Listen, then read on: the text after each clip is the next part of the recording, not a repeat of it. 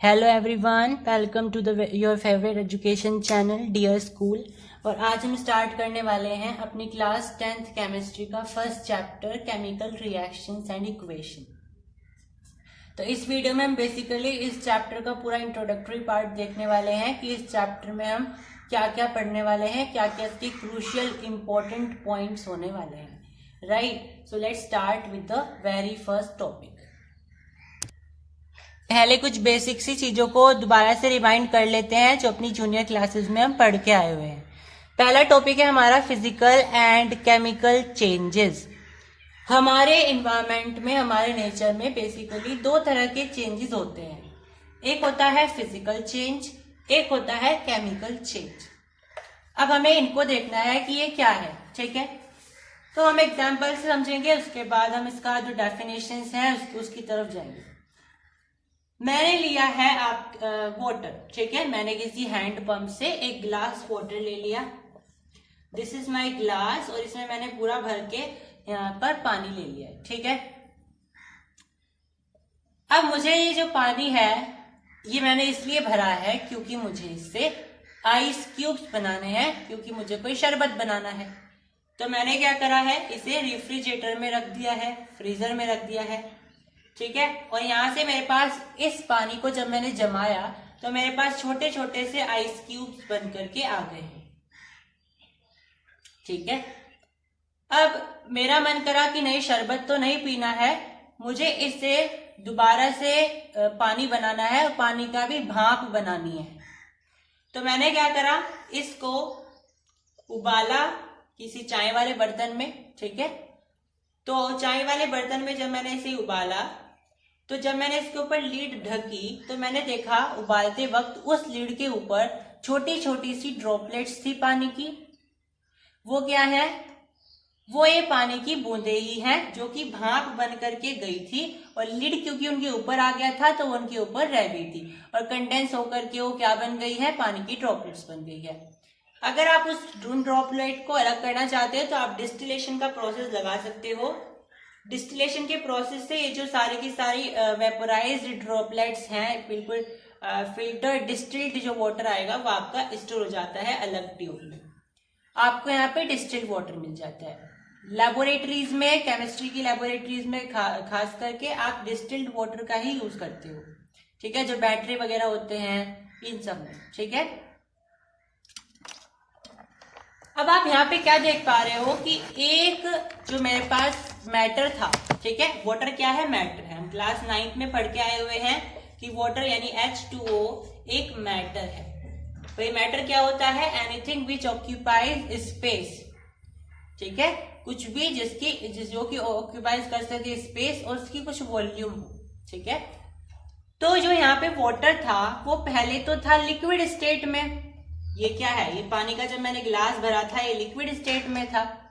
जब मैंने इसे जमा दिया तो ये सॉलिड स्टेट में आ गया, और जब मैंने फिर से पिघलाया और भाप बना दी, अब ये गैसियस स्टेट में आ गया। है तो पानी ही, तो क्या मैं इस भाप से दोबारा पानी बना सकता हूं? बिल्कुल। वही जो मैंने डिस्टिलेशन करी है वो किस लिए करी है, उन भाप से पानी बनाने के लिए। जब मैं यहाँ पे डिस्टिलेशन मैंने प्रोसेस लगाया तो मेरे पास यहाँ पे अलग से H2O मिल जाएगा, यानी फिर से मेरे पास यही चीज आ गई। इसका मतलब क्या है कि अगर आपके पास कोई ऐसा मैटर है जिसे आप दोबारा से रिवर्स कर सकते हो, वो रिवर्सिबल है, उसे आप बोलते हो फिजिकल चेंज। ऐसा नहीं है कि आपने किसी चीज से दूसरी चीज को बनाया है और आप फिर उस दूसरी चीज से पहली चीज नहीं बना सकते हो। एग्जाम्पल ये जो मैंने अभी बताया, पानी से आप बर्फ बना सकते हो, बर्फ से आप पानी बना सकते हो, ठीक है। अब दूसरा एग्जाम्पल अगर हम यहाँ पे समझें, आपके पास दूध होता है, मिल्क, और एक हम एग्जाम्पल लेंगे कैंडल का, ठीक है। मिल्क मेरे पास है, तो मिल्क के अंदर क्या होता है, लैक्टोबैसिलस, ये एंजाइम होती है, और लैक्टिक एसिड होती है बेसिकली। फिर दही जब बन जाती है तो उसके अंदर लैक्टोबैसिलस एंजाइम्स आ जाती है, ठीक है। तो आपने मिल्क से जब दही बनाई, मतलब कर्ड बनाया, तो क्या आप मुझे फिर से कर्ड से मिल्क बना करके दिखा सकते हो? नहीं बना सकते, बिल्कुल भी नहीं बता सकते हो। बना सकते हो, मिल्क से हम कर्ड नहीं बना, मिल्क से हम कर्ड बना सकते हैं, लेकिन कर्ड से फिर दोबारा से मिल्क नहीं बना सकते हैं। तो ये क्या है? इरिवर्सिबल है, मतलब कि हम इसे दोबारा से उसकी ओरिजिनल फॉर्म में कन्वर्ट नहीं कर सकते हैं। तो ये क्या हो गया हमारा? Chemical change. मतलब फिजिकल चेंज ऐसा चेंज होता है जिसे हम दोबारा से उसी फॉर्म में ला सकते हैं जिस फॉर्म से हमने उसे दूसरी फॉर्म में कन्वर्ट करा था। ठीक है, अब मेरे पास मोमबत्ती है। एक होता है मेल्टिंग ऑफ कैंडल, एक होता है बर्निंग ऑफ कैंडल। हम इसे एक ही समझ लेते हैं, लेकिन है दोनों अलग अलग। ठीक है, तो मेल्टिंग ऑफ कैंडल क्या है, बर्निंग ऑफ कैंडल क्या है, यहां पे देखेंगे। मैंने कोई कैंडल ली, या फिर आप बोल सकते हो मैंने मोम लिया है। ठीक है, मैंने उसे पिघला दिया है। पिघलाने का मतलब ये बिल्कुल भी नहीं है कि हमने उसकी रिएक्शन करा दी है ऑक्सीजन से और वो बिल्कुल एनवायरमेंट में फैल गया है, वो होगा आपका बर्निंग में। ठीक है, मेल्टिंग का मतलब है जस्ट आपने उसका स्टेट फॉर्म कन्वर्ट कर दिया है। मतलब कैंडल पहले क्या थी? सॉलिड थी, आपने उसे मेल्ट करा, इसका मतलब क्या है? अब आपने उसे लिक्विड फॉर्म में ला दिया है। ठीक है, इसका मतलब ये है। तो इसका मतलब यहाँ पे क्या हो गया कि ये आपका फिजिकल चेंज है। लेकिन बर्निंग में क्या होता है? बर्निंग जब आप करते हो कैंडल की, तो आपकी एक तो वैक्स की जो अमाउंट होती है वो कम होती जाती है। ठीक है, और भले ही आप उसको कन्वर्ट कर लो फिर दोबारा से कैंडल में या लिक्विड में, लेकिन आप उसके वही ओरिजिनल अमाउंट नहीं ला सकते हो, क्योंकि उसमें से कुछ अमाउंट बर्न हो चुकी है। तो ये क्या होता है? आपका केमिकल चेंज। ठीक है, यहां तक समझ में आया? और यहाँ पे ध्यान रखना कि केमिकल चेंज हमेशा होते हैं इरिवर्सिबल, आप उनको दोबारा से उनकी ओरिजिनल फॉर्म में कन्वर्ट नहीं कर सकते हो। लेकिन फिजिकल चेंज होते हैं रिवर्सिबल, उनको आप चेंज कर सकते हो। ठीक है, और भी अगर आपके पास ऐसे एग्जाम्पल्स हैं तो please make sure to write them in the comment section. कुछ और एग्जाम्पल से समझते हैं, जैसे कि मेरे पास होता है केक। केक किन किन चीजों से मिलकर के बनता है? ये क्रीम से मिलकर के बनता है, एग भी डाल सकते हैं, राइट, ब्रेड, और क्या, मान लीजिए मिल्क आ गया, मुझे नहीं पता, I am not a baker, लेकिन हम मान लेते हैं ये सारी चीजें होती है, चॉकलेट मान लो। ठीक है, इन सारी चीजों को मिक्स करके हम पूरा एक केक बनाते हैं। ठीक है, तो मैंने ये चीज डाली, ये चीज डाली, ये सब मिक्स कर दिया और उसका मैंने केक बना दिया। तो क्या केक में से हम दोबारा से इन सारी चीजों को दोबारा से निकाल सकते हैं? क्या हम उसी एग को दोबारा से निकाल सकते हैं वहां से? तो बोलोगे क्रीम उठा लेंगे ऊपर से। भाई हम ये मानते हुए चल रहे हैं कि हमने सारी चीजें बिल्कुल मिक्स कर दी है। ठीक है, उस केस में हम उन चीजों को दोबारा से नहीं निकाल सकते एज इट इज। ठीक है, उनमें कुछ ना कुछ ये चेंज आ चुका है, क्योंकि वो आपस में मिक्स हो गई है। आप उसमें से दोबारा से वो सारी चीजें नहीं निकाल सकते जो इंग्रेडिएंट्स आपने उसमें मिलाए थे। तो ये भी क्या है? ये एक आपका केमिकल चेंज है। समझ में आई बात? तो यहाँ पे हमने अपना फिनिश कर लिया है केमिकल और फिजिकल चेंज। अब आपके पास ध्यान आपको ये रखना है कि केमिकल चेंज, फिजिकल चेंज, हम जो यहाँ पे पढ़ने वाले हैं वो यहाँ पे केमिकल चेंज पढ़ने वाले हैं। केमिकल चेंज का मतलब होता है केमिकल रिएक्शन, क्योंकि केमिकल चेंज किसकी वजह से होता है? किसी केमिकल रिएक्शन की वजह से होता है। ठीक है, तो केमिकल चेंज का होने का क्या मतलब होता है या क्या कारण होता है? तो केमिकल चेंज होने का क्या कारण होता है? केमिकल रिएक्शन होना। केमिकल चेंज इसी वजह से आया है क्योंकि उसके अंदर कोई ना कोई केमिकल रिएक्शन हुई है। ठीक है, और जैसे कि आप एग्जांपल से समझ सकते हो, मैंने मिलाया है,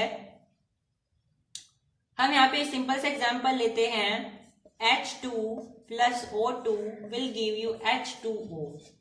ठीक है, हम अभी इसको बैलेंस नहीं कर रहे हैं, चैप्टर जब हम आगे बढ़ाएंगे तो आपको ट्रिक भी बताएंगे कि कैसे हम केमिकल इक्वेशन को बैलेंस कर सकते हैं। ठीक है, ट्रिक से। वैसे तो हिट एंड ट्रायल मेथड होता ही है। तो केमिकल रिएक्शन ये आपके पास है, तो मैंने यहाँ पे H2 मतलब हाइड्रोजन, और डाई होता है क्योंकि गैसेस जनरली डाई होती है क्योंकि वो डाई स्टेट में ही एनवायरमेंट में एग्जिस्ट कर सकती हैं। ऐसे ही O2, और ये दोनों जब मिलेंगे तो आपको क्या बना करके देंगे, वाटर, H2O। ठीक है, अब आपको यहाँ पे देखो H2 और O2 आपके पास है।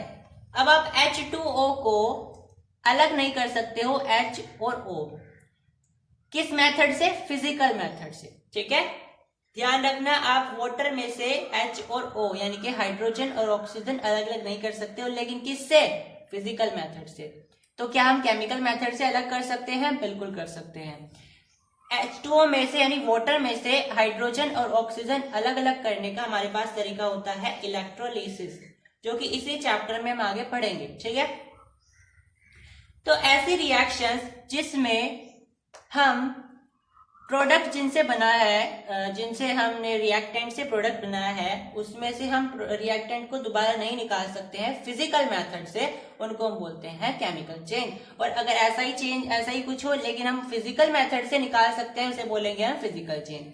फिजिकल मेथड का मतलब होता है जैसे डिकेंटेशन होता है, सेडिमेंटेशन होता है, डिस्टिलेशन होता है, वेपोराइजेशन होता है, इवेपोरेशन होता है। ठीक है, जो हमने पिछले अपनी जूनियर क्लासेस में पढ़ा हुआ है। यहां तक समझ में आई सभी को? आगे देखो, आगे आपको यहाँ पे ध्यान में रखते हुए चलना है कि केमिकल जो चेंज होता है, जिससे हमें केमिकल रिएक्शन मिलती है। अब केमिकल रिएक्शन है क्या, अब इसके डीप में जाते हैं। ठीक है, हमने ये तो पढ़ लिया कि भाई केमिकल चेंज किसकी वजह से आता है, केमिकल रिएक्शन की, क्योंकि हम केमिकल चेंज ही पढ़ के आए हैं अपनी जूनियर क्लासेस से, हमने केमिकल रिएक्शन नहीं पढ़ी है। तो अगर आपको एकदम से बता दिया जाए कि केमिकल रिएक्शन ये है, तो आपको ये नहीं समझ में आएगा कि हमने इसका जो उसकी रूट है वो कहाँ से लेकर के आए हैं। तो केमिकल रिएक्शन हम इसलिए पढ़ रहे हैं क्योंकि हमने जूनियर क्लासेस में केमिकल चेंज पढ़ा है। तो केमिकल चेंज इसलिए होता है क्योंकि उसके अंदर केमिकल रिएक्शन हुई है। अब केमिकल रिएक्शन क्या होती है, तो केमिकल रिएक्शन क्या है, केमिकल रिएक्शन एक ऐसी प्रक्रिया होती है जिसके अंदर में हमने जो भी रिएक्टेंट लिए हैं, जिनकी हम रिएक्शन करवा रहे हैं आपस में, उनके एटॉमिक स्ट्रक्चर, इनके एटॉमिक अरेंजमेंट चेंज हो जाती है। स्ट्रक्चर चेंज नहीं होगा, उनके एटॉमिक अरेंजमेंट चेंज हो जाती है। जैसे कि H2 प्लस O2, अब इनके एटॉमिक रीअरेंजमेंट हो जाएंगी, ये क्या बन जाएगा, H2O। समझ में आई? यहाँ पे अगर आप बैलेंस करो तो ऐसा आ जाएगा।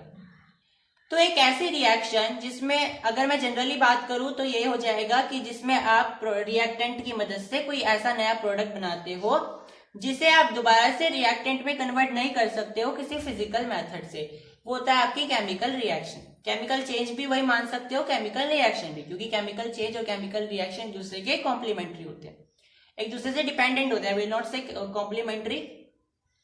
लेकिन अगर हम केमिस्ट्री की भाषा में देखें तो हमें यह समझ में आता है कि एक ऐसी रिएक्शन जिसमें एटॉमिक लेवल पर कोई रीअरेंजमेंट हुई हो। ठीक है, एटम वही है, उनके अंदर हमने कोई ऐसी कोई छेड़खानी नहीं करी है, लेकिन उनका रीअरेंजमेंट हो गया है। उनका जो पहले अरेंजमेंट था वो बदल करके कुछ और हो गया है, इसलिए वहां पर कुछ और हमें प्रोडक्ट बना है। अगर हम और अंदर घुसे तो हमें यह पता चलेगा कि केमिकल रिएक्शन इसलिए होती है क्योंकि जो हमने रिएक्टेंट लिए हैं उनके बीच में कोई आयन से लेकर के कोई ना कोई बातचीत हुई है। ठीक है, आयन्स को लेकर के उनमें कोई आयन शेयर हुए होंगे, उनमें कोई आयन एक दूसरे से डोनेशन करी होगी, या जो भी करा हो लूज हुए होंगे, वो आपस में रीअरेंज हो गए। ठीक है, तो आयन्स को लेकर के या फिर इलेक्ट्रॉन्स को लेकर के कोई ना कोई वहां पर छेड़खानी हुई है, इस वजह से वहां पे केमिकल रिएक्शन बनी है। क्लियर? तो केमिकल रिएक्शन समझ में आया कि ऐसी रिएक्शन केमिकल रिएक्शन क्या होती है, ऐसे प्रोसेस या ऐसे रिएक्शंस जिसमें हम रिएक्टेंट के जो हमारे पास रिएक्टेंट हैं उनका रीअरेंजमेंट कर देते हैं उनके एटॉमिक लेवल पर। ठीक है, हम एटॉमिक लेवल क्यों बोल रहे हैं, इलेक्ट्रॉनिक लेवल बोल रहे हैं, क्योंकि हमें पता है अगर हम न्यूक्लियर लेवल पर उसे चेंज कर देंगे तो वो न्यूक्लियर रिएक्शन बन जाएगी, ना कि केमिकल रिएक्शन। ठीक है, तो अगर हम किसी रिएक्शन में जितने भी रिएक्टेंट हमने लिए हैं उनमें एटॉमिक या फिर मोर प्रिसाइसली अगर हम बोलते हैं इलेक्ट्रॉनिक लेवल पर इलेक्ट्रॉन का लेन देन या शेयरिंग जो भी है उसको लेकर के कोई ना कोई काम करते हैं तो वो होगी केमिकल रिएक्शन। लेकिन अगर आप उसके न्यूक्लियस में घुस जाते हो तो होगी न्यूक्लियर रिएक्शन। ठीक है, जैसे इलेक्ट्रॉन का आपने एटम का आपने स्ट्रक्चर देखा है क्लास 9 में, ऐसा होता है। यहाँ पे आपका न्यूक्लियस होता है और यहाँ पे आपके इलेक्ट्रॉन फ्लो करते रहते हैं। ठीक है, वैसे तो ऑर्बिटल में होते हैं पर आपको अभी तक ये बताया गया है कि वो ऑर्बिट में होते हैं, तो आप वही मानते हुए चलो, वो क्लास 11 का कॉन्सेप्ट है आगे। तो हमें ये पता है कि इलेक्ट्रॉन ऑर्बिट्स में ऐसे रिवॉल्व करते हैं और बीच में होता है न्यूक्लियस। तो अगर केमिकल रिएक्शन हो रही है इसका मतलब ये है कि ये इसको लेकर के कोई चेंज हुआ होगा। लेकिन अगर न्यूक्लियर रिएक्शन हो रही है तो यहाँ आपने इसको तोड़ते हुए, इस दीवार को तोड़ते हुए आप यहाँ पर घुस गए हो। और इस रिएक्शन को करने के लिए बहुत ज्यादा एनर्जी लगती है और बहुत ज्यादा एनर्जी लिबरेट भी होती है। ठीक है, न्यूक्लियर रिएक्शन में ये एटॉमिक बॉम्ब बनते हैं। ठीक है, ये जो है ना परमाणु बम बोलते हैं जिनको हम, ठीक है, रेडियो एक्टिव बॉम्ब्स होते हैं, ये सारे की कैसे बनते हैं? न्यूक्लियस को लेकर के। ठीक है, न्यूक्लियर रिएक्शन होती है, न्यूक्लियर लेवल पर होती है। लेकिन जो केमिकल रिएक्शन हम देखते हैं वो एटॉमिक लेवल पर होती है। वो हम कहीं भी देख सकते हैं, जैसे दही का बन जाना। ठीक है, रस्टिंग, लोहे का जल जाना। ठीक है, रस्टिंग क्या होता है? जब लोहा जल जाता है, जिसपे जड़ लग जाता है। ठीक है, ये होता है। तो आज की वीडियो में हमने देखा फिजिकल चेंज क्या होता है, केमिकल चेंज क्या होता है, और केमिकल रिएक्शन का बेसिकली हमने छोटा सा इंट्रोडक्शन देखा। आने वाली वीडियोस में हम देखने वाले हैं स्टीशियोमेट्री क्या होती है। स्टीशियोमेट्री क्या होती है, इसका केमिकल रिएक्शन या केमिकल इक्वेशन में क्या काम है। और केमिकल रिएक्शन तो हमने पढ़ लिया, अब केमिकल इक्वेशन क्या है ये हमारे चैप्टर में जो भी पढ़ने वाले हैं। तो केमिकल इक्वेशन, ठीक है, और फिर उसके बाद हम पढ़ेंगे केमिकल इक्वेशन को बैलेंस करना। So make sure you have hit the like button and make sure you have subscribed the channel as well. So meet you in the next class. Bye.